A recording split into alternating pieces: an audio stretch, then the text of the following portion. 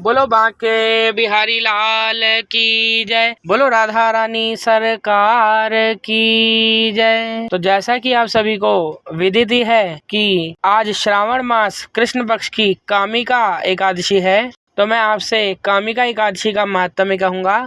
सभी ने एक दो बार मिलकर कहना है कि श्री कृष्ण गोविंद हरे मुरारे, हे नाथ नारायण वासुदेवा। बोलो वासुदेव भगवान की जय। तो युधिष्ठिर ने पूछा, गोविंद वासुदेव आपको नमस्कार है। श्रावण के कृष्ण पक्ष में कौन सी एकादशी होती है, उसका वर्णन कीजिए। भगवान श्री कृष्ण बोले, राजन सुनो, मैं तुम्हें एक पापनाशक उपाख्यान सुनाता हूँ, जिसे पूर्व काल में ब्रह्मा जी ने नारद जी के पूछने पर कहा था।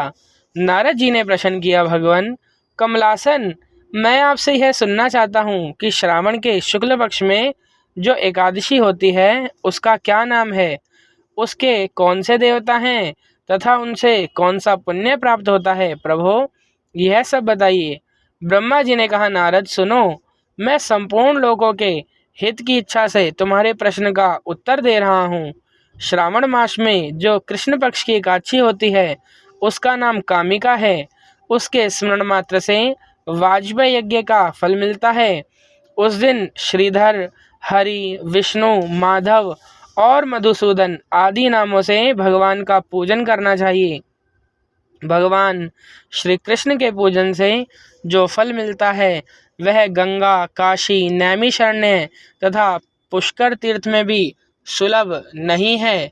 इसीलिए एकादशी का व्रत अवश्य ही करना चाहिए। सिंह राशि के बृहस्पति होने पर तथा व्यतिपात और दंड योग में गोदावरी स्नान से जिस फल की प्राप्ति होती है वही फल भगवान श्री कृष्ण के पूजन से भी मिलता है। जो संपूर्ण समुद्र और संपूर्ण वन सहित समूची पृथ्वी का दान करता है तथा जो कामिका एकादशी का व्रत करता है वे दोनों समान फल के भागी माने गए हैं। जो ब्याही हुई गाय को अन्यान्य सामग्रियों सहित दान करता है उस मनुष्य को जिस फल की प्राप्ति होती है वही कामिका का व्रत करने वाले को मिलता है। जो नरश्रेष्ठ श्रावण मास में भगवान श्रीधर का पूजन करता है उसके द्वारा गंधर्वों और नागों सहित संपूर्ण देवताओं की पूजा हो जाती है। अतः पाप भीरु मनुष्यों को यथाशक्ति पूरा प्रयत्न करके कामिका के दिन श्री हरि का पूजन करना चाहिए। जो पाप रूपी पंख से भरे हुए संसार समुद्र में डूब रहे हैं उनका उद्धार करने के लिए कामिका का व्रत सबसे उत्तम है। अध्यात्म विद्या परायण पुरुषों को जिस फल की प्राप्ति होती है उससे बहुत अधिक फल कामिका व्रत का सेवन करने वालों को मिलता है। कामिका का व्रत करने वाला मनुष्य रात्रि में जागरण करके ना तो कभी भयंकर यमराज का दर्शन करता है और ना कभी दुर्गति में ही पड़ता है। लाल मणि, मोती, वैदुर्य और मूंगे आदि से पूजित होकर भी भगवान विष्णु वैसे संतुष्ट नहीं होते जैसे तुलसी दल से पूजित होने पर होते हैं। जिसने तुलसी की मजरियों से श्री केशव का पूजन कर लिया है उसके जन्म भर का पाप निश्चय ही नष्ट हो जाता है। जो दर्शन करने पर सारे पाप समुदाय का नाश कर देती है, स्पर्श करने पर शरीर को पवित्र बनाती है, प्रणाम करने पर रोगों का निवारण करती है, जल से सींचने पर यमराज को भी भय पहुंचाती है, आरोपित करने पर भगवान श्री कृष्ण के समीप ले जाती है और भगवान के चरणों में चढ़ाने पर मोक्ष रूपी फल प्रदान करती है, उस तुलसी देवी को नमस्कार है।